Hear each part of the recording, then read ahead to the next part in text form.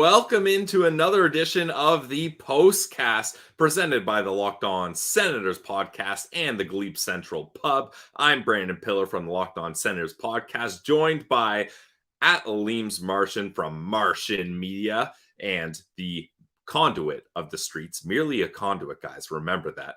And if you're looking at our two mugs on this face during the postcast, I don't even need to tell you the score. You already know this has been yet another embarrassing loss. The Ottawa Senators lose 4-2 to the Columbus Blue Jackets, the only team as bad as the Senators in the Eastern Conference. And did I mention the Ottawa Senators were up 2-0 and the Columbus Blue Jackets scored 4 unanswered goals, and that ends the game here?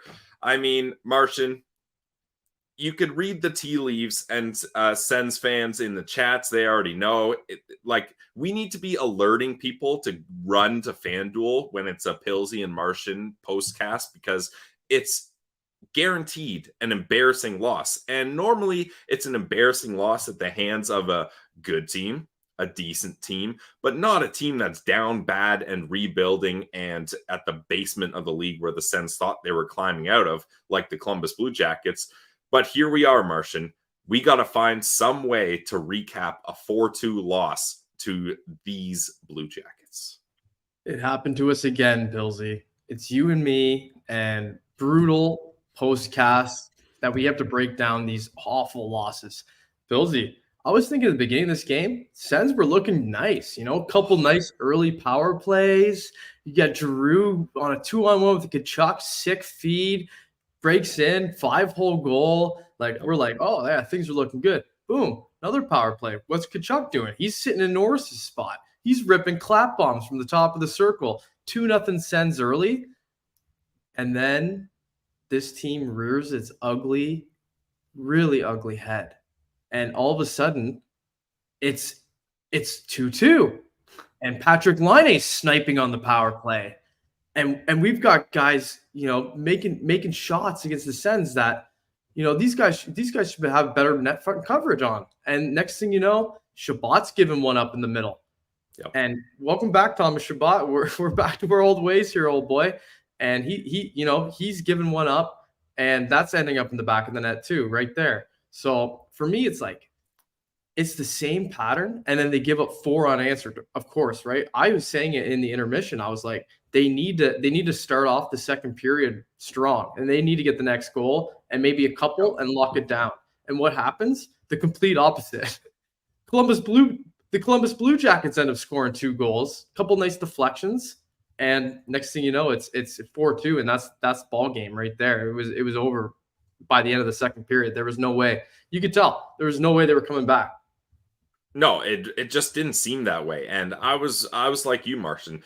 This team was up 2-0, some nice goals also, and you're starting to think, okay, normally a 2-0 lead, we'd be nervous about this team, but it looks like they're dominating. Like in the first 5 minutes of this game, the Ottawa Senators are out shooting the Columbus Blue Jackets 8-0. They get 10 shots on their first 2 power plays. Like, even up against a team that has a really good PK like the Columbus Blue Jackets, second in the league heading into this game, you're thinking the momentum is in our favor. We're working the momentum here. You get up 2-0, and most teams at this point would say, okay, we're up against 2-0 against a team that struggles to score in the Columbus Blue Jackets. Let's play a smart, tight defensive game. Let's park the bus like the New York Islanders would do, or teams like that. Like, let's play boring hockey, have good gap control, and really kind of win those puck battles and be an aggressive team that's able to control the puck and not give it away. But the Ottawa Senators just do a terrible job here. And if you would have told me that the Ottawa Senators outshoot the Columbus Blue Jackets 43-23, 20 more shots, wow, I wouldn't have believed you, because you're looking at a team that just gave up 4 unanswered goals. And we mentioned it in today's podcast, Martian, one of the keys to the game is have a good second period. So we're sitting at the end of the first, tied 2-2, like you talked about, and you're saying, okay, this is the Sens kryptonite right here, the second period. Are they going to be able to bounce back after losing all that momentum, being up 2-0 and now it's tied 2-2?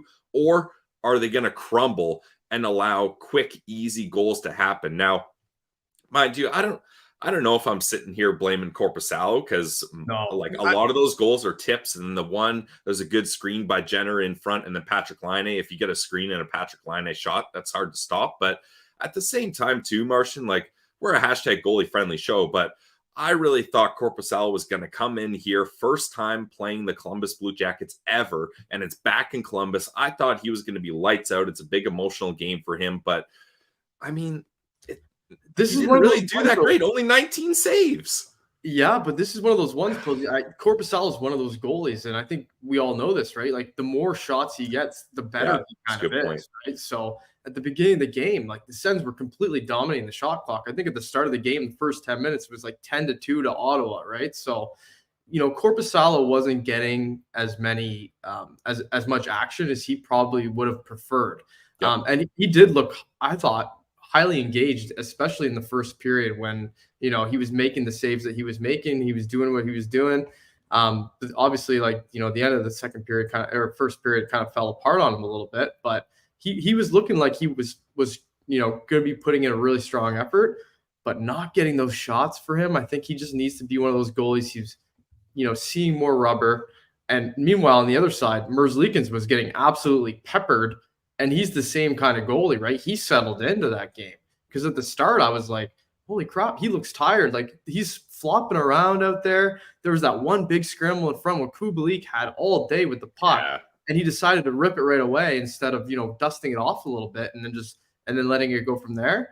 But there's moments like that where Merzlikins, he's getting peppered, and all of a sudden he's settling into the game. Comfortable, and now he's feeling it, and now you can't get anything by him. So it was the complete opposite on both ends in that front, and both those goalies I think would prefer to get more shots than less. I mean, those are Columbus Blue Jackets goalies. They're used to having a lot of rubber early on, right? And but at the same time, we can't say anything right now as the Senators. I mean, they only allowed 23 shots or whatever it was, but the Sens aren't by any means like a defensive dynamo either. No, but Martian, typically, at least from what I remember and kind of feel like, the Ottawa Senators do a good job out shooting or at least not getting dominated in the shot count, right? And like you're saying, maybe that's a disservice to a guy like Corpusalo that's used to facing a lot of shots with a weaker D-corps. But the thing is, Martian, I feel like when Corpy's not getting a lot of shots, he tries to get in the game by playing the puck. And he was a contributor to that second goal. Like he tries to shoot it, wrap it around the boards when there's no play there. There's only a Columbus Blue Jackets player. He kind of gets a muffin on it. The Columbus Blue Jackets players easily able to hug against the boards, stop it. And then the Blue Jackets cycle it. And then, like you mentioned, Chabot, kind of classic Chabot in his own zone, kind of messing around with it in his skates. The Columbus Blue Jackets player gets it, slings it on net. Corby's not ready for it. Boom, you got a tie game 2-2 right there. So that's the issue is I feel like Korpisalo needs to be getting those shots. And if he's not, then he starts playing the puck to try to get engaged in the game. And I think Sens fans are pretty united in saying that we're a little iffy and get a little nervous when Korpisalo decides to try to play the puck. Definitely. He's had moments throughout this whole season where like he makes you nervous as soon as he goes back there. So that's never a good thing. And I mean the Sens have a deep history of goalies who are terrible at playing the puck. I mean, we love Craig Anderson, goalie friendly show, Pilsy, but like I mean Craig Anderson was scary playing the puck as much as any goalie, but I think he was just better at kind of just staying in his net a lot of the time. When he did come out, it became an adventure, but he wasn't out a lot, so it was fun. But with Korpisalo, he's just like he's a bit of an adventurer out there, right? He likes to get involved with that stuff. And we saw that big mishap a couple games ago where he, last game, I think it was a week ago, so it's hard to tell. But he was slapping at Brandstrom to come back and get the puck. There's a lot of miscommunications that are happening when the goaltenders are going to play the puck right now, and that's a very scary situation because that leaves the net wide open, obviously. So. Not what the Sens are needing out of Korpisalo when it comes to like playing the puck. It's scary. Yeah, and I mean, maybe like I'm starting to think like Korpisalo's used to having the kind of weaker D-cores over in Columbus, so maybe he feels the need that he needs to play the puck, kind of act like a third defenseman, but it takes time to build that chemistry with your D and kind of have them understand how you like to play the puck, where they like to be, the rhythm of it all. So maybe it's something that takes time, but this guy's signed to a 5-year deal, Martian. So there's going to be time to figure that out. And hopefully it gets figured out here as we're talking about a 4-2 loss to the Columbus Blue Jackets. The Ottawa Senators now on a 3-game losing streak after coming back from Sweden. And the Sweden trip remains true to its pattern. You end up doing well in Sweden. The Sens take 4 points out of 4 in 2 games over there. Then they come home, and now the skid starts happening. I don't know. The roads are icy, and they're going right down that ice, right down the hill, Martian, and they remain in the bottom of the Eastern Conference here. And I don't know what we're going to do, Martian. We're going to try to pick out some Sen Central standouts when we come back from the break here, but it's slim pickings when it comes to standouts for a Martian and Pillsy postcast, unfortunately. But the one thing I know can bring positivity and good vibes, it's the Glebe Central Pub, of course. The pub that sponsors this postcast right here. They love Senators hockey so much that they're doing whatever they can to bring Sens fans to Sens games. They got the Sens bus coming from the Glebe Central Pub. Head to the pub early, get a couple drinks in, get your dinners in, and then you're able to go to the game. Our producer Ross has pulled up the Glebe Central Pub website. We're gonna be doing it on one of these days here. I think it's December 7th, the Thursday. Ross will be around, and I think I will be as well. So Glebe Central Pub is going to be busy that night, I think. Yeah, it's going to be bumping, especially Martian, because that's a home game up against the Toronto Maple Leafs. So we got to have as many Sens fans getting out there as possible. So go to the Glebe Central Pub, get the vibes of the GCP in the heart of the Glebe, 779 Bank Street. Get your drinks in, get your dinner in, take the bus. Sue knows all the best ways to get to the rink. If there's traffic, she'll pull it out onto the fields. She'll put the four-wheel drive onto the bus, and she'll get past that traffic, and you'll get to the game in no time. So go to the Glebe Central Pub website. Check out all the games. You can see it here that they have the shuttle for it. There's no better vibes than the shuttle. And then the shuttle takes you right back to the pub after the game where you can celebrate a victory, hopefully. So check it out today, guys, at Glebe Central Pub. This episode is also brought to you by FanDuel, the official sportsbook partner of the Locked On Podcast Network. And it's also North America's #1 sportsbook. Right now, new customers in the U.S. can get $150 in bonus bets with any winning $5 moneyline bet. That's $150 if your team wins. That's where you can do parlays that have spreads, player props, over-unders. You can bet on hockey, football, basketball, college football, whatever you like. You can find it on FanDuel. So visit FanDuel.com/lockedon and kick off the NFL season. A big Sunday coming up here as NFL gets closer to playoffs. So get in on the action with the best sports book, FanDuel. All right, Martian. I was giving the all right Pillsy a try there. I don't know if it doesn't the same way. No, it doesn't feel the same, eh? Well, the reason it doesn't feel the same, Martian, is because Ross and we've done 929 of these episodes, and usually we don't have to have the narrative of how are we going to talk about how much this team sucks again. And we've been through some tough rebuild years. But Martian, it seems like every time I'm driving the bus and you're sitting shotgun, this is the narrative we have to have. And people in the chat, I'm sorry. I don't want to do this to you. We don't want to be here doing this. I thought this was going to be the game where we snapped that curse, Martian. Me too. I was feeling good, especially when it got up to 2-0. I was on my high horse. I was pouring my rum and cokes extra strong, getting ready to celebrate, looking for those green numbers in FanDuel. And the Ottawa Senators go from 2-0 ultimately to a 4-2 loss. We don't even get the loser point. That's how much losers we are right now, Martian. I would love a loser point right now, like all the other teams in the Atlantic Division are getting. The Senators can't even do that for us. And here's where I'll throw it to you, Martian, because maybe I got two hands on the wheels too long here and I got to hit the exit ramp. But this Ottawa Senators team cannot keep squandering opportunities to get back on the right track. Like, this was an opportunity, albeit on the road, but you're up against a Columbus Blue Jackets team that, comparative roster-wise on paper, you got to be beating this team if you think you have any chance here.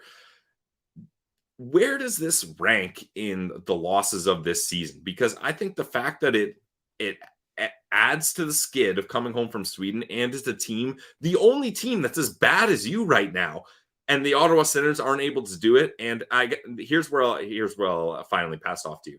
Should this team have been more frustrated about this loss? Like I was. Normally, I shut the game off right after because I don't care to see the like handshakes and the hugs and all that. But this time I was like, I'm gonna hang on and I want to see how pissed off this team is.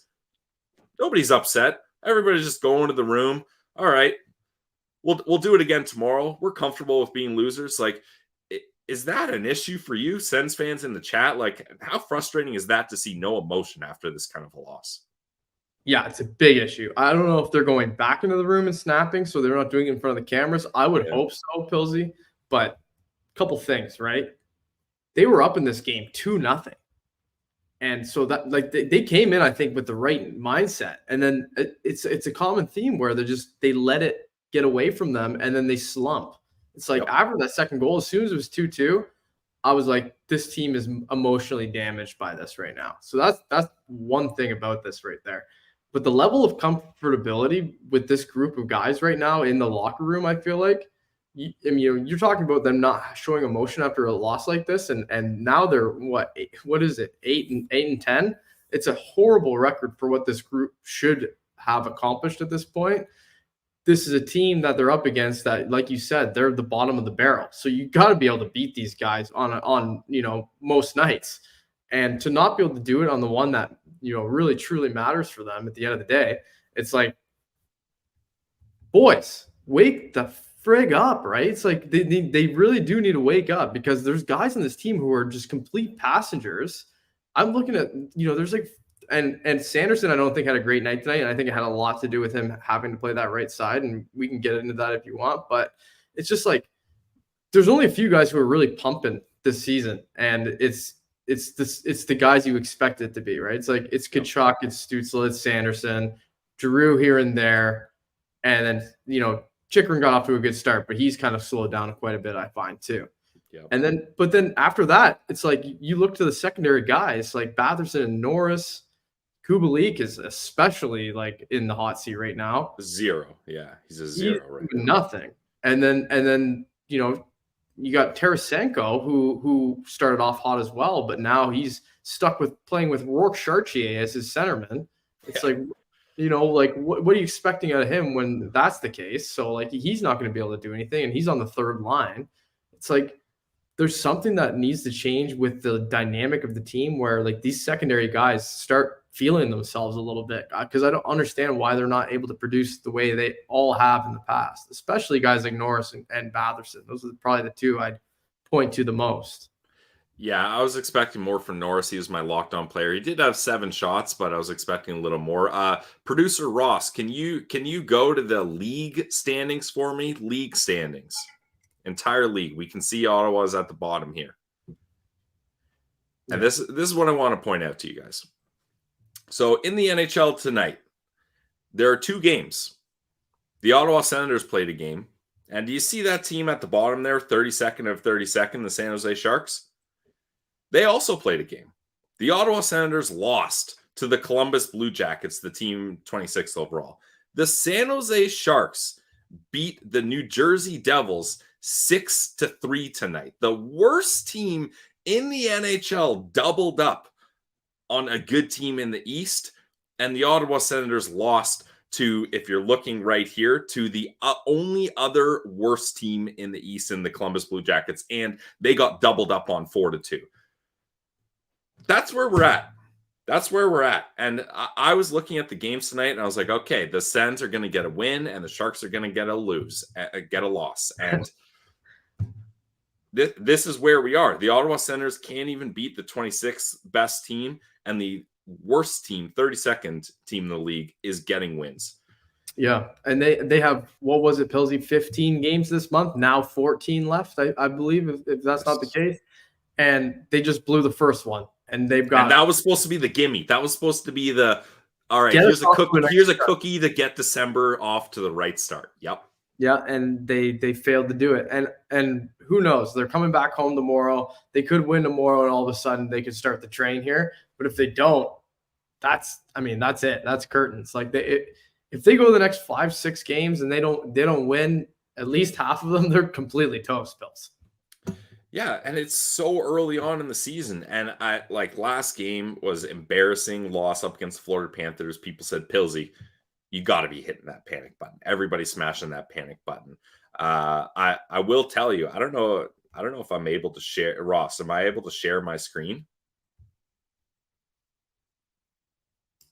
I want to show what I'm doing here. Okay, yeah, here we are.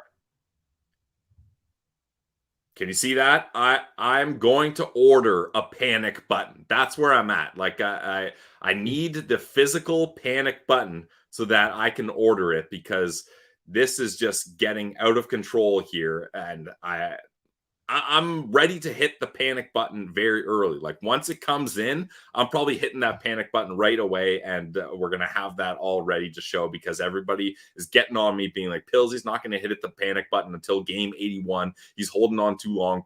Pillsy preaching patience is going on too long, but I just like, this was a schedule win. We talk about schedule losses. This is one I had pegged on the calendar, a scheduled win, and a game you need to win to get yourself out of the basement and to get yourself in a good position to start December. Now you've got a second half of back-to-back up against the Seattle Kraken team that also hasn't had a great season. They've been kind of squandering things. Joey Decord, we love our guy Joey, but it's been a rough go for him so far. And that's a team I would also look at being like, okay, that's a team down bad. The Ottawa Senators can hopefully beat up on them. And no, I have so little hope that that's going to happen. That's where I'm at right now. And is Decord going to get the start? He might. Grubauer hasn't been great. They've been giving Joey a lot of starts here. Like Joey was starting consistent games, like not just as a backup, but as their guy for a bit.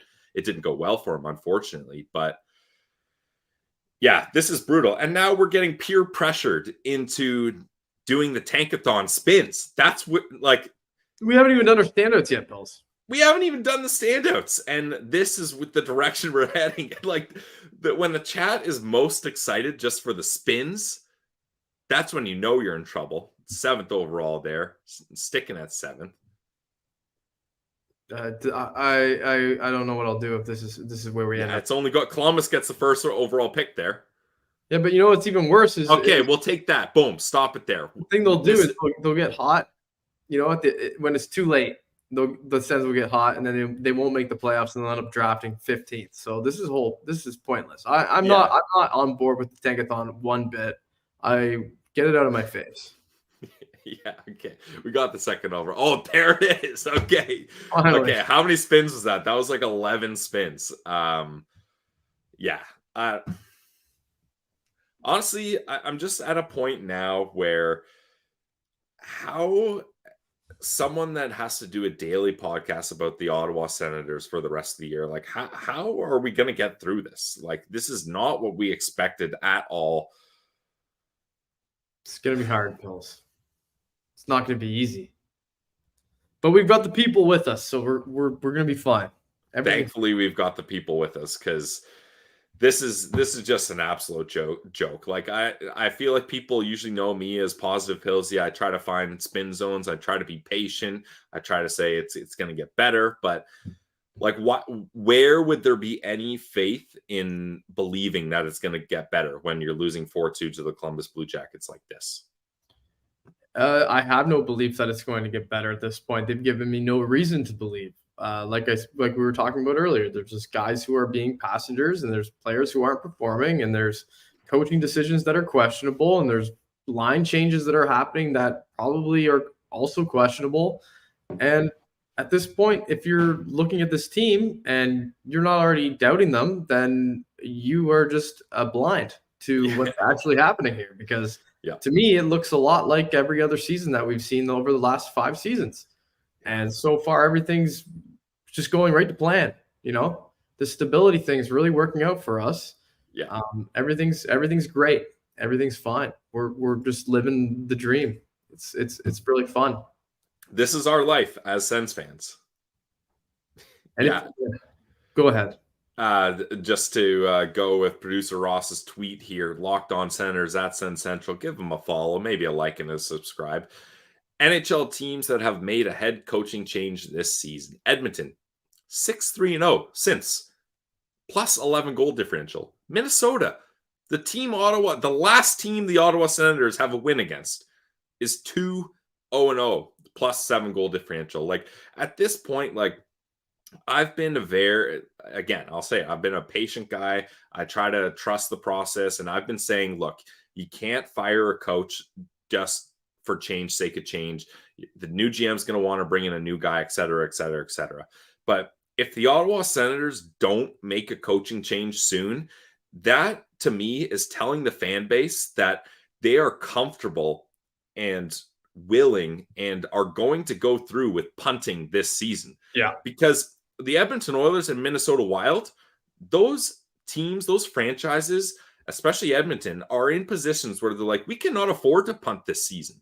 The Ottawa Senators are telling their fan base right now, we can afford to punt this season. It's only been 6 straight losing seasons. What's one more for Sens fans? They can bear this. They can handle this. Whereas Edmonton and Minnesota are saying, we can't have this. This is unacceptable. And at this point, I'm willing to make change just for sake of change, just to show that at least this team actually cares about winning and isn't as comfortable as losing as they showed tonight in Columbus. This franchise is too okay with losing. Yeah. I mean, you said it, but like, that's the thing, right? These guys are Michael Andlauer and Steve Staios and this group, they're new to the team. So they don't feel the past pain that we've all been through, right? It's like, this is their first year. So for them, I really hope that that's not the way they're thinking. I really don't think it is at this point. But, you know, if they're thinking about if they're not thinking about firing the coach at this point where we're currently at, that's a huge, you know, you said it, like they're punting the season essentially, because they're not going to win. They're not going to win without changing anything. They have been winning. I know. And this is what we're going to be. This is going to be our record. Like, you know, they're going to be a 500 team if they just keep it going the way they've been going. They have 500 team if they're lucky, Martian. Yeah, I mean, they're 8-10 right now, so they're below 500. They could easily keep this exact pace going. And that's the thing. Like, I understand at the end of the day, this is a business, right? You don't want to fire DJ Smith, pay DJ Smith not to coach you, hire a new coach, and then you hire a new GM, and then that GM says, well, this is my guy, so you fire that coach. Now you're paying 2 coaches not to coach for you and a coach to actually coach for you. But like, sometimes that's what you have to do to move forward. Like, you can't just keep letting it slide and slide and slide. Yeah, like look at the Minnesota Wild. Perfect example. They could have said, there's no way we're buying out 2 players and having $14 million in cap space. That's the dumbest thing ever.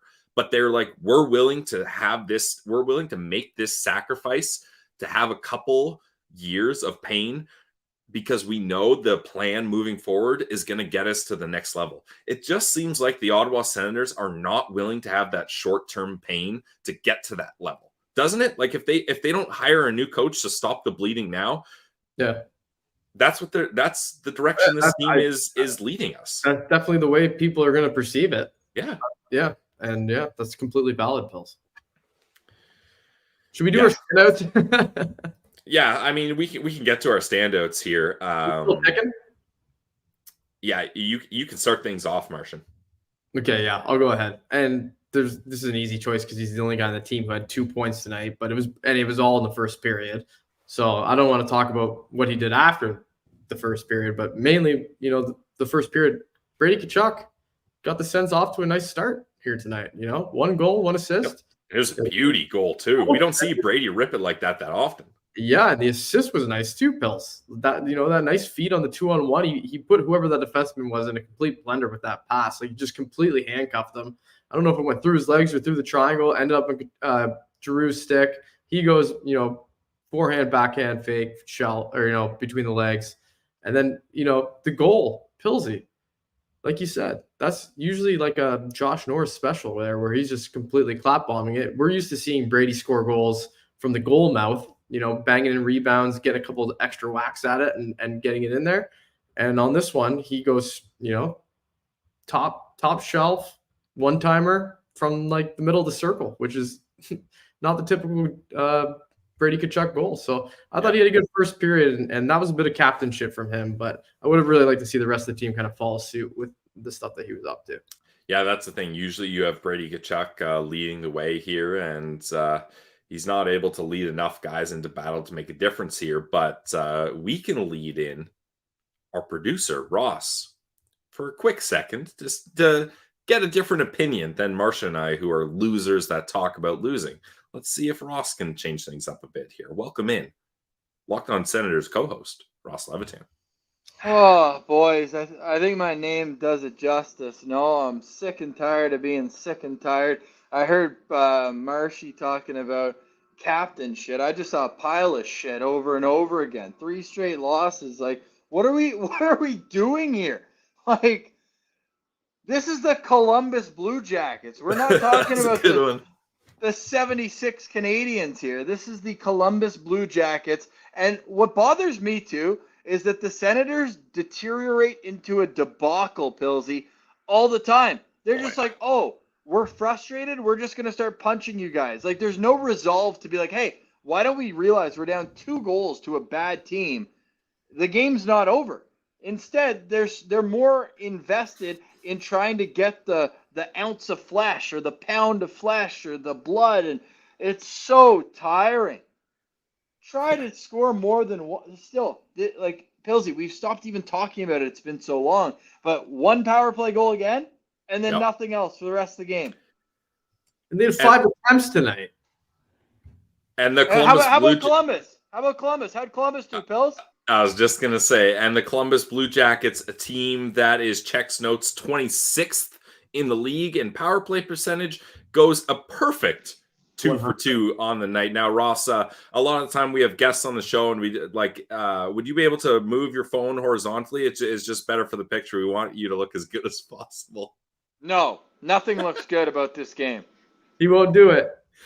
I'll put it upside down. Like, the left side of my screen, as you can see right over here, that's how I am right here. No, we can't see that. If you would turn your phone, though, just if you turn your phone, that would work. Like that, right? No. You want me like this? Or do you want me like this?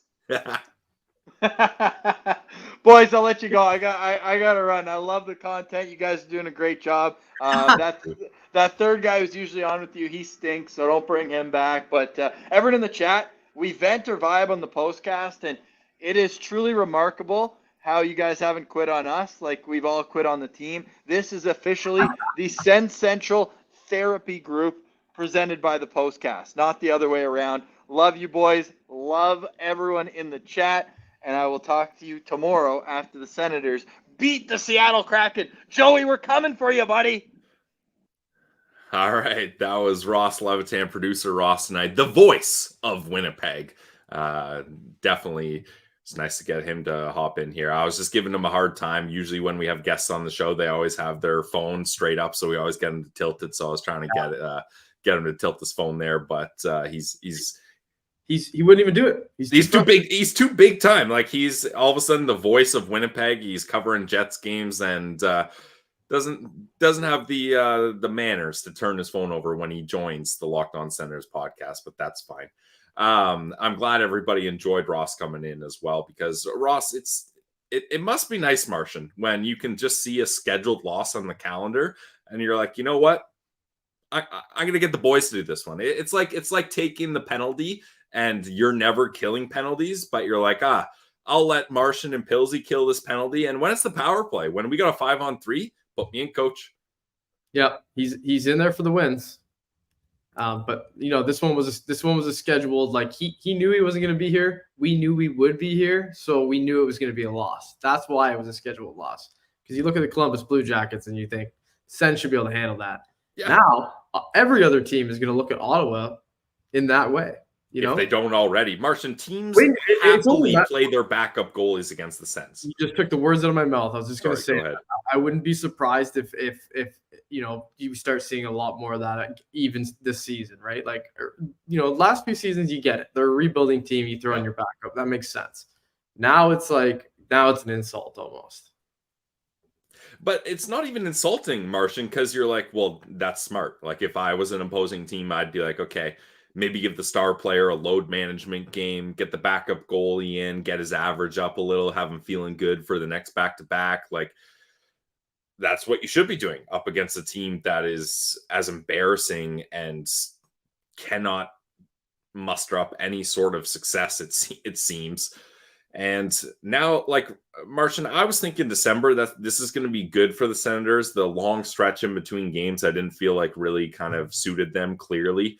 But now you're going into December where it's bang, bang, quick games. Like there's hardly any days off. Like this team is going to be in a lot of pain if these losses keep piling up. And then it's just like, okay, we'll do it again tomorrow. I think we're going to know exactly what they are in the next 5-6 games. That's what my benchmark is right now. Like if they rip off 5 in a row, okay, I'm maybe going to start believing again. If they lose all of them, maybe except 2 games, something like that, and then you're like, well, they're not going to make the playoffs. They're done. Like that would be the end of it. So next 5-6 games are extremely crucial in my opinion, because if they put themselves 4 or 5 games below 500, after the next 5-6 games, that's curtains, baby. That's the end. We've seen it 100 times. They can play as well as they want. They can go on a huge tear. It'll be almost impossible to come back into the playoff picture at that point, especially in the East right now. Like, I don't know what it is. East teams are just winning games. So it's like in the Western Conference, it would be a lot easier right now with the current records of the teams that are involved. But for the Sens right now, they're in the toughest conference. They're in arguably the best division in the league right now. So they're dealing with teams that are hard to win against. So they're gonna have to start figuring it out. And if they don't, we'll know soon. And then we're gonna have to just go through the same cycle that we went through last season and hope for the best in 2024, 2025. We're not even in 2024 yet, and we're looking ahead to the October 2024. And look, you can't make the playoffs in December, but the Senators have shown you can be out of the playoffs by December, and this is something that is all too familiar for Sens fans here.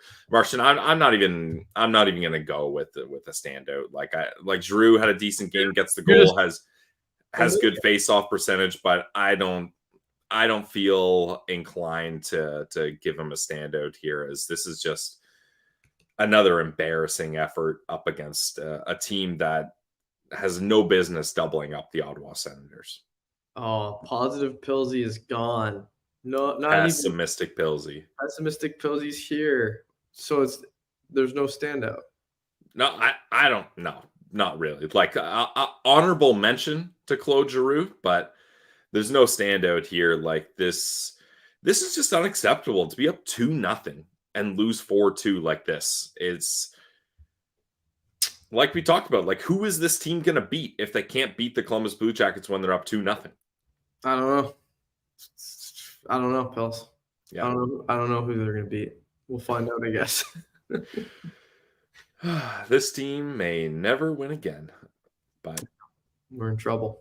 Yeah, but you know what? Honestly, I know I say it all the time, and it might sound corny the more I say it, but having 350 people in the Postcast to be able to vent to, at least it feels like it matters. And I'm not the only one that's sitting at home waiting all day for a Sens fan, thinking it's going to boost my mood, and then crumbling down. And then, Martian, you better believe it, tomorrow morning I'm going to wake up and I'm going to say I'm ready to be hurt again, because the Ottawa Senators are back at it against the Seattle Kraken. And normally I would say at least they're at home. That's a good sign. No, the Ottawa Senators are absolute trash at home recently since coming back. So, and Pillsy, is it you and I tomorrow, or me and Ross?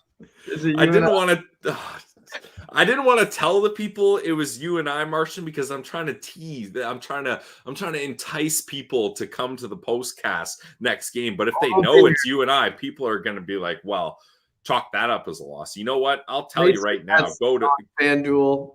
Yes. Go to FanDuel and play. That's what I was going to say. Exactly. You know what to do. It's me and Pillsy tomorrow night in the Postcast. So I think we all know how that's going to end up. Yeah, adjust yourselves accordingly. And please don't leave us hanging tomorrow. Like, I mean, I know it's Saturday night. We've all got better things to do, but I mean, it'll be a fun postcast no matter what. Hopefully they just pull it off for us. We can celebrate Pills. Oh, that would be so nice. And yeah, I'm. You know what? I don't want to be this cynical, Pills. You guys know me. Usually, I'm the positive guy, but what am I supposed to do? I can't tap dance up here and pretend like everything's okay. People are getting at me thinking I'm delusional. I haven't hit the panic button yet. So I'm falling down. I'm falling down. I'm falling into the pit, into the ring of fire with the rest of y'all. So here we are. And as we say, the Locked On Senators podcast postcast, we vibe or we vent. And we're venting. Thank you for allowing us to have this therapy session. Thank you for joining us, guys. And we'll do it all again tomorrow as the Ottawa Senators host the Seattle Kraken at the Canadian Tire Center. But for myself, Brandon Piller, for @Piller and The Martian, merely a conduit of the streets, we thank you for joining in to another postcast presented by our folks over at the Glebe Central Pub, the GCP, where the vibes are always good. Go check them out at 779 Bank Street. Thank you all, 330 of you, for being in the postcast. It means the world to us that we're not here alone. Misery loves company. Sens fans are the best. The Sens may suck, but Sens fans and the Sens community is the best. We love all you guys. Thank you for joining us. So this has been another edition of the Postcast presented by the Locked On Senators podcast and the Glebe Central Pub. Have a good night, everyone. Go Sens, go? ?